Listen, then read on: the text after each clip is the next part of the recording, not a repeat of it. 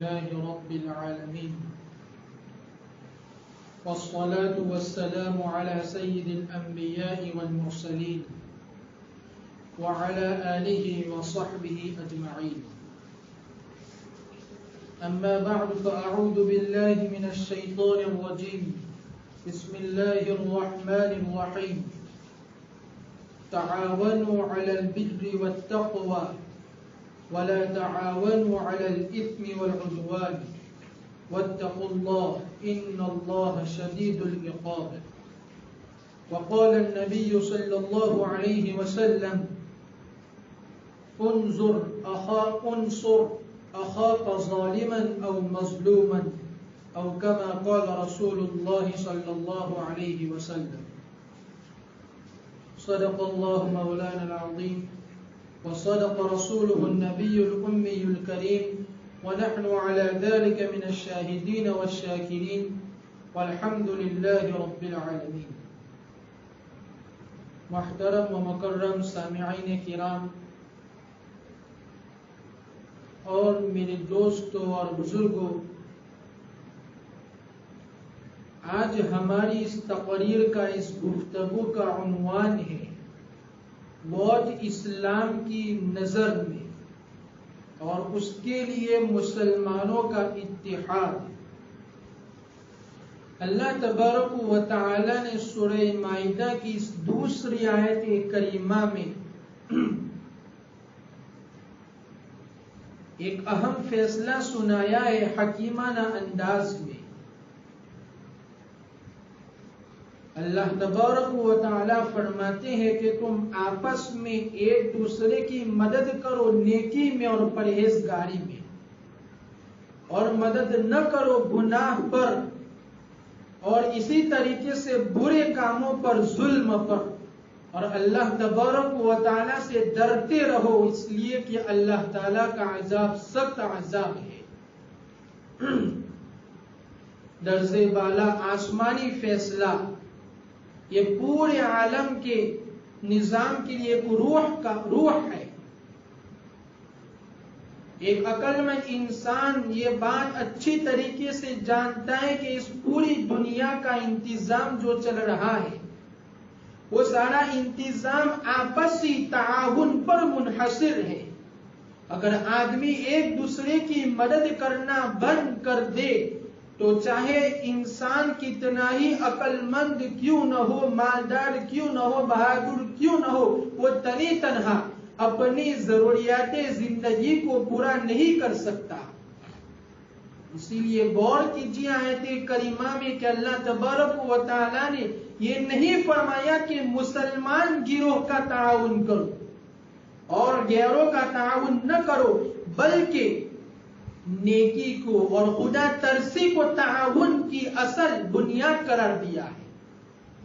صحیح بخاری اور مسلم شریف کی روایت ہے، حضرت انس رضی اللہ تعالیٰ عنہ فرماتے ہیں کہ رسول اللہ صلی اللہ علیہ وسلم نے فرمایا انصر اخاک ظالما او مظلوما، کہ تم مدد کرو اپنے بھائی کی، خواہ وہ ظالم ہو یا مظلوم ہو. صحابہ حیران ہو گئے. حارث سے پوچھا کہ یا رسول اللہ، مظلوم کی مدد کرنا تو ہمیں سمجھ میں آتا ہے، لیکن ظالم کی مدد کرنا اس کا کیا مطلب ہے؟ جو ظلم کر رہا ہے اس کی کیسے مدد کی جا سکتی ہے؟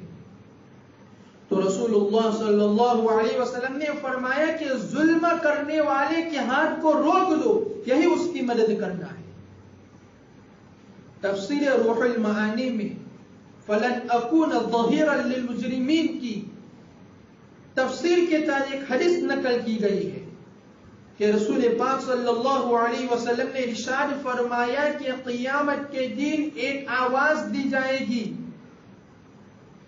کہ کہاں ہے ظالم لوگ اور ان کے مددگار، ان کی مدد کرنے والے، یہاں تک کہ اس میں وہ لوگ بھی ہوں گے جو دنیا میں ظالموں کے قلم دوات کو درست کرتے تھے، یعنی ان کے قلم کو، ان کی سیاہی کو درست کرتے تھے. وہ لوگ بھی اس میں شامل ہوں گے، ان کو بھی اور سارے ظالمین کو ایک تابوت میں بند کر کے جہنم میں پھینک دیا جائے گا. یہ ہے قرآن کریم کی وہ تعلیم جس کی وجہ سے ملت کا ہر فرد ایک ایسا سپاہی بن گیا ہے کہ وہ اپنی ڈیوٹی کو، اپنی ذمہ داری کو صحیح طریقے سے بجا لانے پر فخر محسوس کرتا ہے۔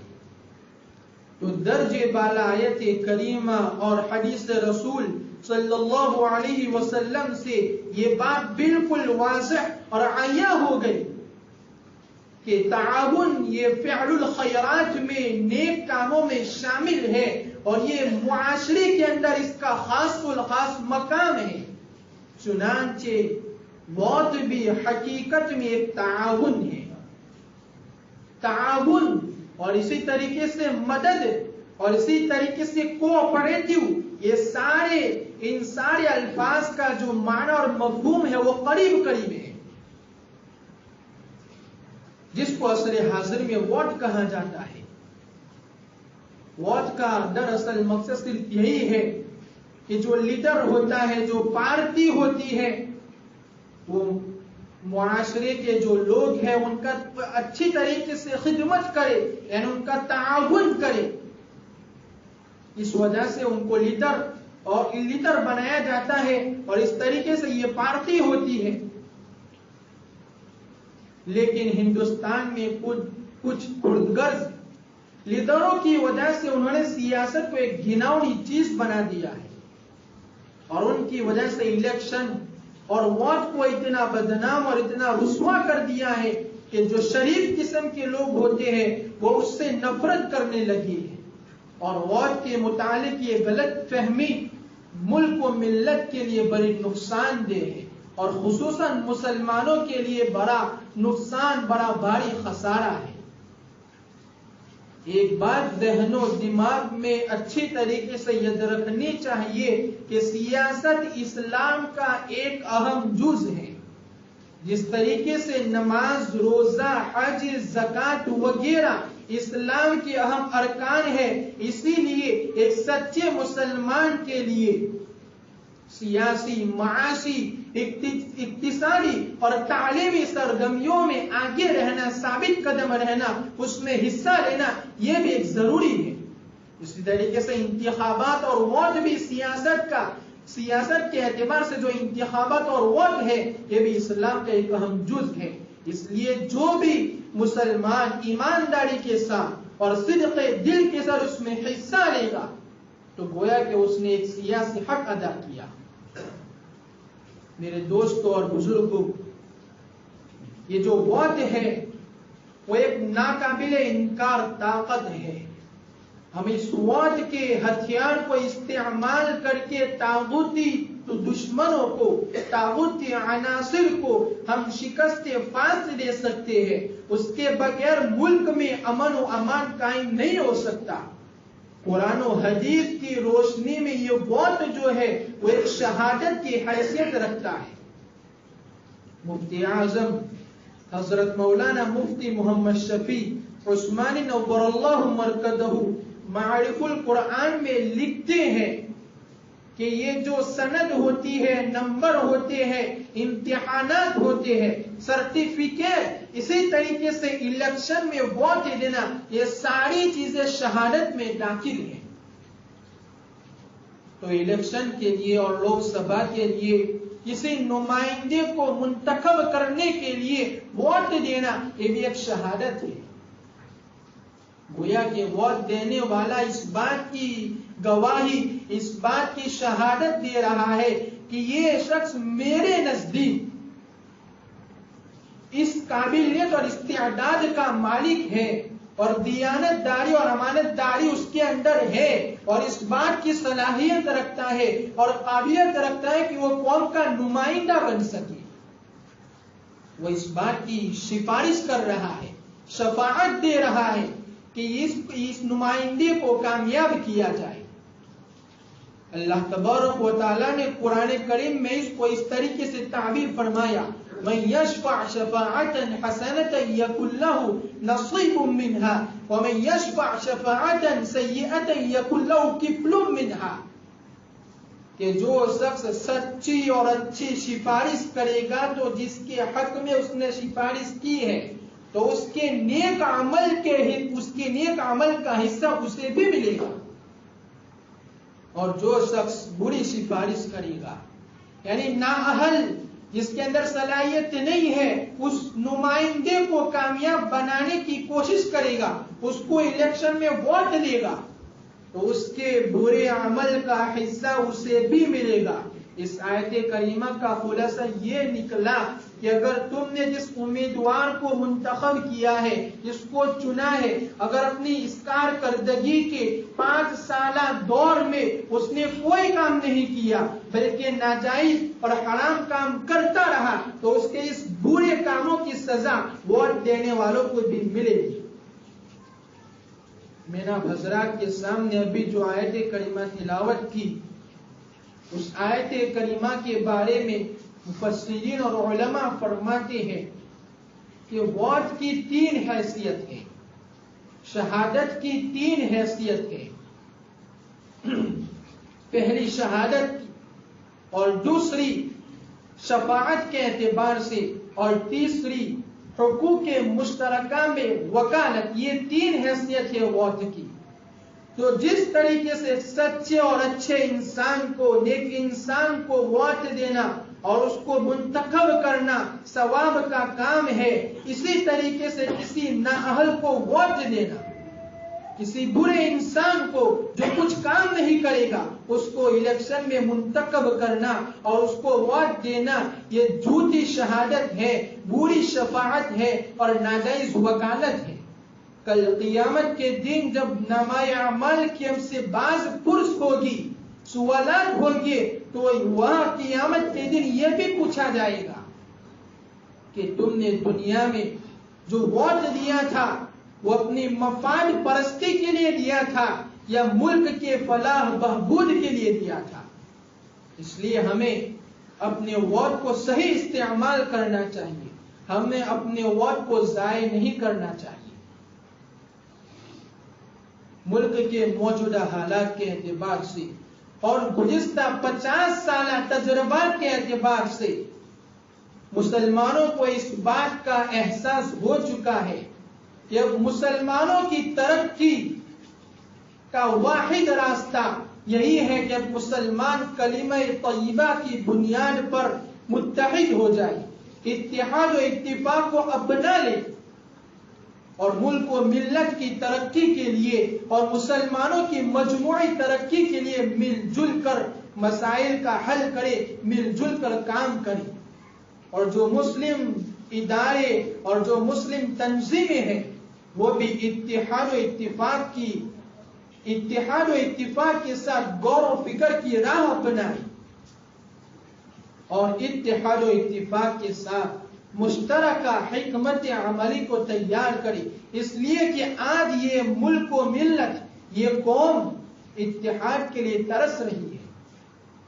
میرے دوستوں اور بزرگوں، اتحاد و اتفاق یہ کامیابی کی سب سے پہلی اور سب سے آخری سیڑھی ہے. جو قوم متحد ہوتی ہے اس کے سامنے بڑے سے بڑا دشمن، بڑے سے بڑی طاقت ڈھیر ہو جاتی ہے، سرنگو ہو جاتی ہے، گھٹنا ٹیک دیتی ہے. اتحاد میں ایسی قوت ہے، اتحاد میں ایسی برکت ہے کہ اگر اتحاد ہو گیا تو بڑے سے بڑا ہٹلر اور نازی بھی ہمارے سامنے کچھ نہیں، وہ گھٹنے ٹیک دے گا. اس لیے کہ اور ہندوستانی مسلمان ایک متحدہ قوت ہے. اس لیے ہمیں چاہیے کہ ہم متحد ہو کر اتحاد و اتفاق کر کے ہم ان دشمنوں کا صفایا کر سکتے ہیں. اس کے علاوہ ہمارے پاس کوئی چارہ کار نہیں ہے. اور ہم متحد ہو کر ہم حکومت وقت سے اپنے مطالبات کو منظور کرا سکتے ہیں اور متحد ہو کر ہم حکومت وقت کو اپنے مطالبات منظور کرانے پر مجبور کر سکتے ہیں. میرے دوستوں اور بزرگوں، ہم اس ملک کے قابل فخر ثبوت ہیں. اس ملک کو ہمارے آباء و اجداد نے سنوارا ہے. ہم اس ملک کے خود مختار شہری ہیں، خود آزاد شہری ہیں، حکومت کے ہم اس ملک کے حصے دار ہیں حکومت کے اعتبار سے۔ اس ملک کو آزاد کرنے کے لیے لاکھوں مسلمان شہید ہو گئے، لاکھوں مسلمان بچے یتیم بنے اور لاکھوں مسلمان عورتوں کا سہاگ لوٹا۔ ہم اس ملک کے بھکاری نہیں ہیں بلکہ ہم اس ملک کے مالک ہیں۔ اس لیے ہمیں ایک بات یاد رکھنی چاہیے کہ ہم اپنے ذہن و دماغ سے، دل و دماغ سے احساس کمتری کو نکال کر باہر پھینک دیجیے اور احساس برتری کو اپنائیے۔ آج مسلمان جو پست ہوتا چلا جا رہا ہے، اس کی سب سے بڑی وجہ یہ ہے کہ ہم احساس کمتری میں مبتلا ہے کہ ہم کیا ہے، ہم کو کیا آتا ہے، ہمارے پاس کچھ نہیں ہے۔ اس احساس کمتری کو ہمیں ذہن و دماغ سے نکال کر پھینک دینا ہے اور احساس برتری اپنے اندر پیدا کرنی ہے۔ اور ہر مسلمان کو فخر کے ساتھ کہنا چاہے کہ الحمدللہ ہم مسلمان ہیں۔ اپنے کردار، اپنے اعمال، اپنے افعال، اپنے اقوال اور اپنے احوال اور اپنے معاملات کے اعتبار سے ثابت کر دینا چاہیے کہ ہم اس ملک کے سچے وفادار ہیں۔ اس ملک سے محبت کرنا اس مسلمان کے خمیر میں اور اس کے خون میں داخل ہے۔ اور اس ملک سے مسلمانوں کی حب الوطنی کی داستان اگر دیکھنا چاہتے ہیں تو جنگ آزادی کی تاریخوں کو اٹھا کر دیکھ لیجئے کہ پوری تاریخ حب الوطنی سے بڑی پڑی ہے کہ اس ملک کا مسلمان اس ملک سے سچی محبت کرتا ہے۔ حب الوطنی سے جنگ آزادی کی تاریخ لبریز اور بڑی پڑی ہے۔ جب کارگل یدھ کا مسئلہ ہوا تو سب سے پہلے میدان میں کون آئے تھے؟ سب سے پہلے میدان میں مسلمان آئے تھے اور انہوں نے اس کارگل مسئلے میں شہید ہونے والے سپاہیوں کو خراج تحسین پیش کیا تھا اور 28 مسلم نوجوان سپاہی اس کارگل میدان میں اس ملک کی حفاظت کرتے ہوئے شہید ہو چکے تھے۔ میرے دوستوں اور بزرگوں، آج بھی بہت سے شریف قسم کے سیدھے سادے لوگ ووٹ ڈالنا، الیکشن کے انتخابات کے موقع پر ووٹ کو استعمال کرنا، اپنے ووٹ کو کسی صحیح اچھے نمائندے کو ڈالنا، اس کے حق میں ڈالنا ضروری نہیں سمجھتے۔ وہ ذرا سوچے اور سمجھے کہ اس زمانے میں، اس دور میں مفاد پرستی، گنڈا گردی اور مال و دولت کے حصول کے لیے ناجائز اور حرام چیزوں کو ذرائع بنانا، اس کو استعمال کرنا اور انتخابات کی اور بڑی کرسی کو حاصل کرنے کے لیے بے رحمی سے اور بے دردی سے قتل و قتال کرنا، یہ آج کے دور میں ایک عام سی بات ہو گئی ہے۔ اس لیے ہر مسلمان پر، ہر مومن پر فرض ہے کہ وہ اپنے ووٹ کو استعمال کرے اور اپنے ووٹ کو استعمال کرنے کے ذریعے کسی اچھے اور ایماندار آدمی کو، شخص کو، انسان کو اسمبلی تک، پارلیمنٹ تک پہنچائے۔ لاپرواہی، ووٹ استعمال کرنے میں لاپرواہی کرنا اور اسی طریقے سے گھر میں بیٹھے رہنا، یہ کوئی عقل مندی نہیں ہے۔ اور چند روپیوں کے خاطر، چند پیسوں کے خاطر اپنے ووٹ کو بیچ دینا، یہ خود اپنے آپ پر اور پوری قوم پر خنجر مارنے کے برابر ہے۔ اس لیے آئیے ہم پورا عزم کرتے ہیں کہ ہم اس ملک کی بقا کے لیے، اس ملک کے تحفظ کے لیے، اس ملک کی حفاظت کے لیے پھر سے اور مسلمانوں کے اور اس ملک و ملت کے شاندار مستقبل کے لیے اتحاد و اتفاق کو گلے لگائیں، ورنہ ہم بے نام و نشان ہو جائیں گے اور آنے والی نسلیں ہمیں معاف نہیں کرے گی۔ نہ سمجھا تو تیرا نام بھی مٹ جائے گا یہ ہندی مسلمانوں، نہ سمجھے تو تمہارا نام بھی مٹ جائے گا یہ ہندی مسلمانوں، تمہاری داستان تک نہ ہوگی داستانوں میں۔ اس لیے ہمارے لیے ضروری ہے کہ ہم کسی اچھے اور کسی نیک نمائندے کو منتخب کریں اور یہ نہ سمجھے کہ یہ ووٹ تو ہم کو کیا کام دے گا، بلکہ یہ ووٹ ہمارا حق ہے، ہمیں اس کے صحیح جگہ استعمال کرنا بہت ضروری ہے۔ اللہ تبارک و تعالیٰ سے دعا ہے کہ اللہ تبارک و تعالیٰ ہماری ووٹ ہم کو صحیح جگہ پر، صحیح انسان کے لیے، صحیح پارٹی کے لیے ووٹ استعمال کرنے کی توفیق عطا فرمائے اور اس ملک و ملت کی حفاظت فرمائے۔ آمین۔ وآخر دعوانا الحمد للہ رب العالمین۔